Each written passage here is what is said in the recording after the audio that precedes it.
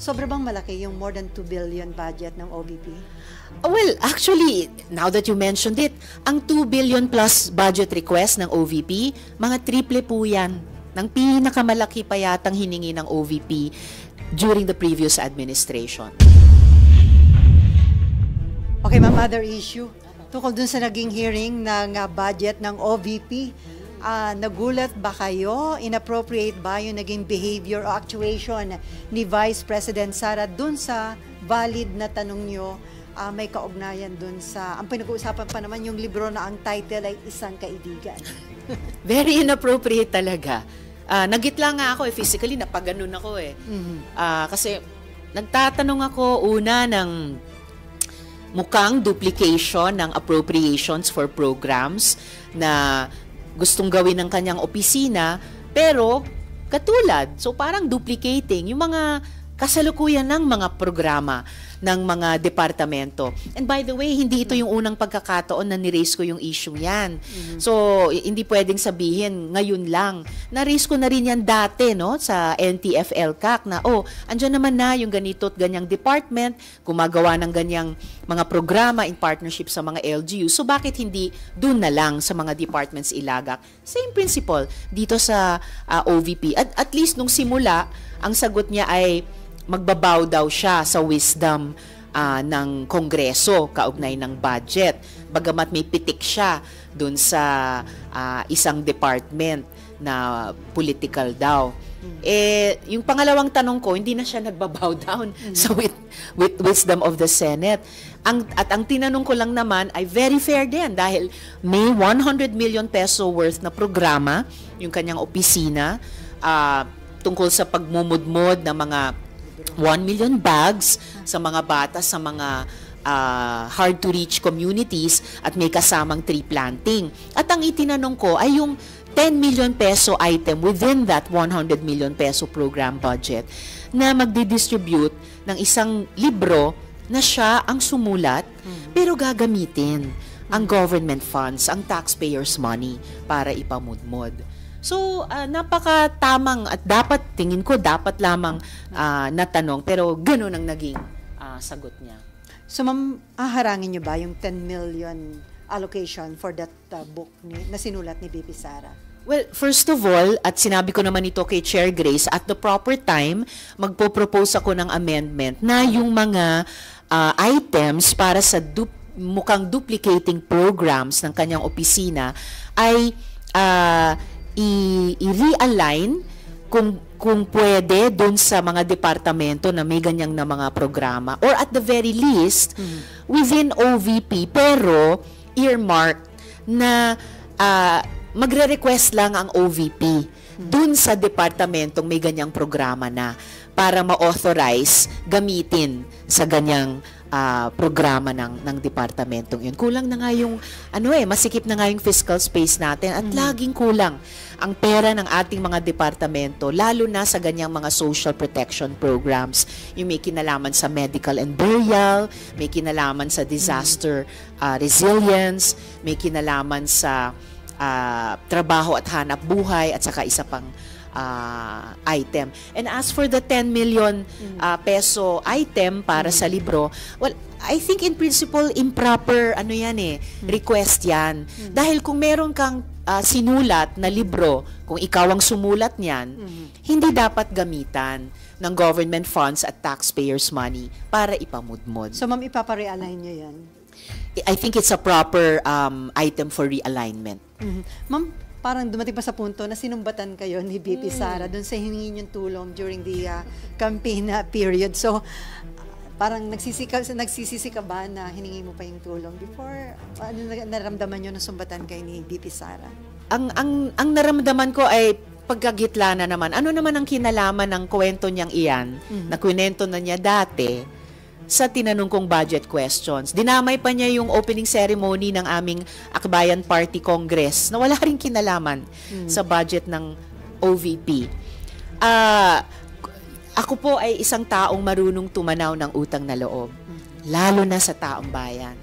Pero kung umantong ang isang administrasyon sa patayan or paglustay ng kaban ng bayan, ibang usapin na yan. Anyway, sinabi ni VP Sara, hindi naman niya ako tinulungan.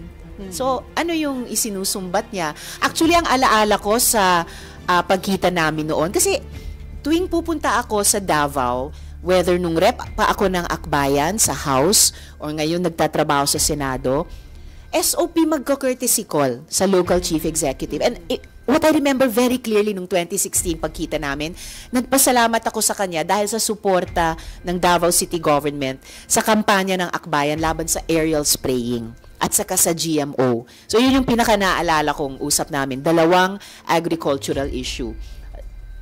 So, hindi ko talaga maisip paano konektado yung lumang kwento niyang yun at yung ganyang sumbat sa budget question sa kanyang opisina na hindi naman niya nasagot ng maayos. Before Mayan, ma'am, yung ganong panunumbat, pagpapakita ito na anong klaseng opisyal ang ating pangalawang Pangulo? Well, lahat kami, kung paano kami magsalita at kung paano kami kumilos or kung ano yung hindi namin ginawa na dapat namin ginawa, yun yung nakikita yung pagkatao namin. And then sabi nyo nga, masikip yung fiscal space. Sobra bang malaki yung more than 2 billion budget ng OVP? Well, actually, now that you mentioned it, ang 2 billion plus budget request ng OVP, mga triple po yan ng pinakamalaki pa yatang hiningi ng OVP during the previous administrations. Kasi 500 million. Yes. Okay, Mayan. Ma'am, so, for the record, ipapare-align niyo yung 10 million pesos para doon sa Isang kaibigan. Opo, at the proper time, sa period of amendments, magpo-propose po ako ng amendment dun sa items ng program sa OVP na katulad lamang, no? Dun sa mga programa ng mga line agencies natin, including DSWD, DOH, DOLE. And yung item ng 10 million pesos para sa pagmumudmod ng mga kopya ng isang kaibigan ay puproposan ko rin po ng amendment. Yun naman ang purpose ng interpellation sa hearing para i-explore. Ang pagkatanong ko pa nga nung unang tanong ay magiging willing ba ang VP na i-realign yung items na yon na mukhang duplication ng existing programs ng ibang department. Tama, diba? Ang mali is ibili niya yung 10 million ng librong gawa niya. Yes. What if she donates it, but uses the 10 million for transportation and still mamumudmud siya? Will that be allowed? Hindi ko alam kung aabot sa 10 million ang pamumudmud, ang transportation para lamang sa pamumudmod. Pero ang current budget item request ay para ipamudmod yung mga kopya ng isang kaibigan dun sa 1 milyong mga bata. At siya pa yung nagbanggit na yung mga batang yon ay may magulang, yung mga magulang na yun ay boboto. Hindi naman ako nag-interpolate ng budget ng COMELEC, budget ng OVP, yung ini-interpolate ko kahapon sa hearing. So, bakit siya nagbabanggit ng boboto? Yan ba ay nasa mandate ng OVP? Ewan ko lang. Ma'am, kung ipapalipat niyo yung budget ng ibang OVP programs na parang duplicate nga po, yung sabi niyo earmark, paano po? If ever, kunwari, may humingi ng burial assistance sa OVP, pwede silang humingi sa DSWD? At ngayon, kasalukuyan, humihingi na sila ng ganon sa DSWD dahil yung DSWD, yung tamang departamento na may ganoong program. Kaya magaan sa loob ng Kongreso na i-appropriate yung budget items na ganon para sa DSWD kasi meron talaga silang programang burial assistance. Hihingi ng budget sa DSWD kung may humingi sa OVP ng burial or medical assistance? Parang magka-craft kami ng tamang budget language at magkakaroon ng tamang mechanism na yung na-request na budget item na to ng OVP, kung hindi man mailipat sa ibang department, pero andun sa isang fund na ire-request ng OVP sa DSWD, in this example, na pwede nagastusin para sa burial assistance. 2 more na lang. Did you really ask for her help noong 2016? Para po... I can't remember if I did, and even if I did, sabi niya hindi naman niya ako tinulungan, but importante sa akin kasi ang memory ko is visual. I remember thanking her for supporting yung dalawang agricultural advocacies namin sa Akbayan. And for sure, I went to see her kasi courtesy call ko yon sa local chief executive. Na po, yung sabi nyo kahapon, hindi nyo na-appreciate yung attitude. Yes. Did you wish she was kinder? Oh, I don't need for her to be kind. Ano lang, institutional courtesy lang. Kasi, gaya ng nabanggit ko kahapon sa hearing, kami sa Senate, we strive to give institutional courtesy sa mga counterparts namin sa executive. And at the very least, yun yung dapat nilang ibigay sa amin. Lalo na pumupunta sila dito para humingi ng suporta namin sa requested budget nila. Ma'am, doon sa nangyari kahapon, di ba sabi ni VP Sara, pinupoliticize, pero siya naglagay ng kulay politika doon sa pagsagot sa inyo. Hindi ko pinupoliticize yung budget hearing. Tama yung sinabi ni Chair Grace sa kanyang balance na pag-chair ng budget hearing namin na tawag nito alam niya na may mga histories kaming lahat in that room sa iba't iba sa amin, pero proper question sa budget yung dalawa kong tanong. Okay, Marlon. Nakakuha na po kayo ng libro na napadala na po. Ang sabi niya, bibigyan niya kaming lahat ngayong araw. So, pagbibigyan ko siya ngayong maghapon. Gusto niyo ba may dedication? Hindi naman. Na-overdose na ako sa dedication kahapon. Doon po kasi, I don't know if you have seen some photos sa social media ng libro. Kasi it appeared doon sa back page, merong mukha niya. Tapos, siya ay 15th Vice President of the country, a former Mayor of Davao, and a former Deputy Secretary. Tapos yung last sentence is, isa siyang kaibigan. Do you think anong purpose ng libro na yon? Well, obviously the purpose is to magpakilala sa sarili niya sa mga bata na bibigyan ng librong yan sa mga bahay nila sa hard-to-reach areas. Well, nung maliliit yung mga anak ko, pag may mga libro sila or school bag, kasi bag ang ibibigay, di ba? So, pag may mga bag silang inuuwi from school after class, syempre tinitignan ko rin. And of course, makikita ko rin yung laman ng bag nila.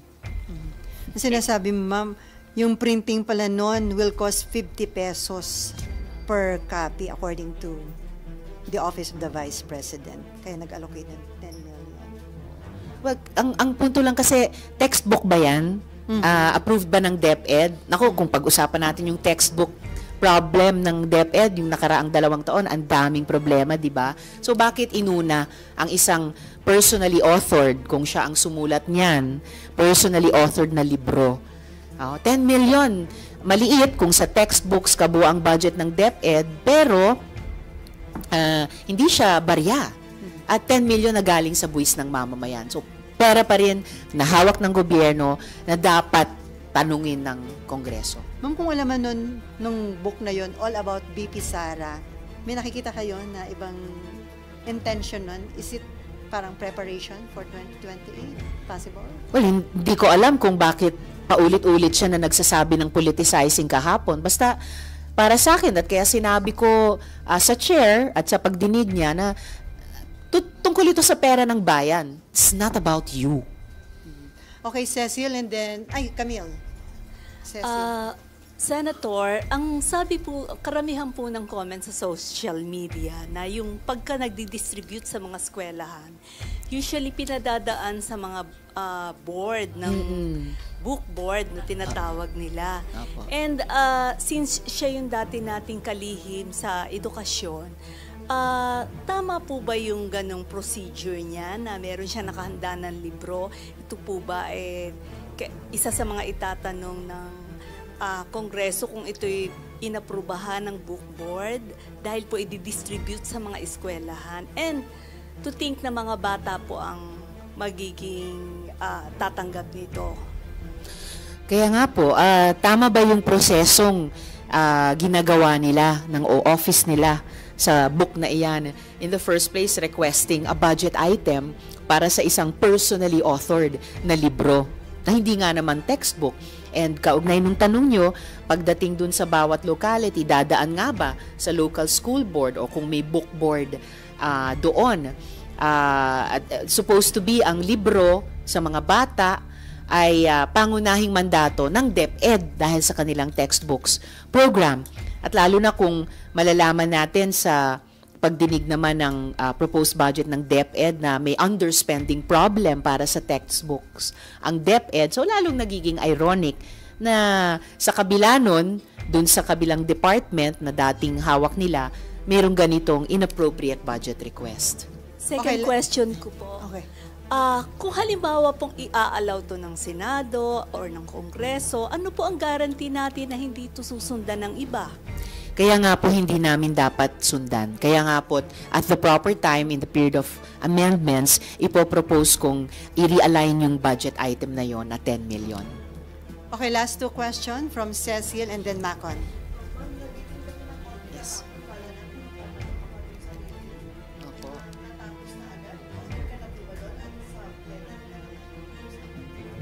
Dalawang tanong lang talaga yung gusto kong itanong kasi ito yung dalawang pinaka-glaring sa budget request ng kanyang opisina. Pero ipopursue ko yon sa plenary. Ipopursue ko po yon sa plenary lalo na sa period of amendments.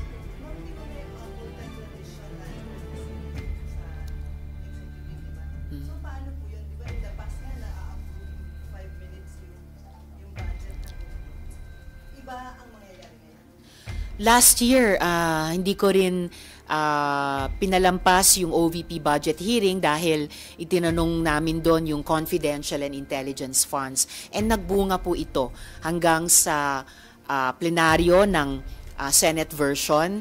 At salamat naman na carry hanggang sa BICAM at hanggang sa pinirmahang General Appropriations Act ng Presidente para sa taong ito, 2024. Kaya gratifying na ngayon sa OVP budget request, walang confidential and intelligence fund. So, palagay ko tagumpay ito sa pag-exercise ng Kongreso ng power of the purse. So, yung courtesy namin ay ibinibigay namin sa yung tamang decorum pagkaharap namin yung mga resource persons, heads of agencies, at mga staff nila. Ang courtesy hindi naman kailangan ibig sabihin na hindi namin gagawin yung aming tungkulin. In fact, that would be discourteous. Doon naman sa mga mamamayan na galing sa buwis natin itong ina-appropriate naming budget.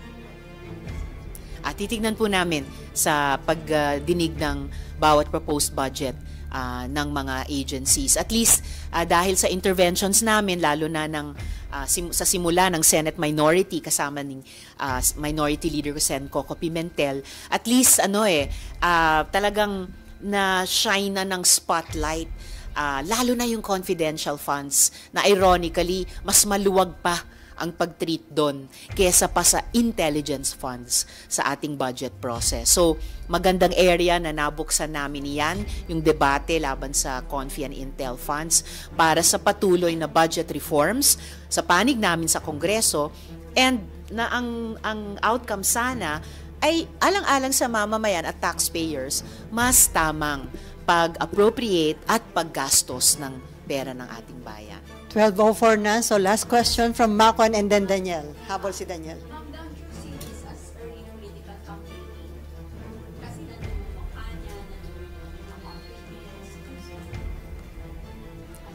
Well, yan ang isang napaka-fair na tanong.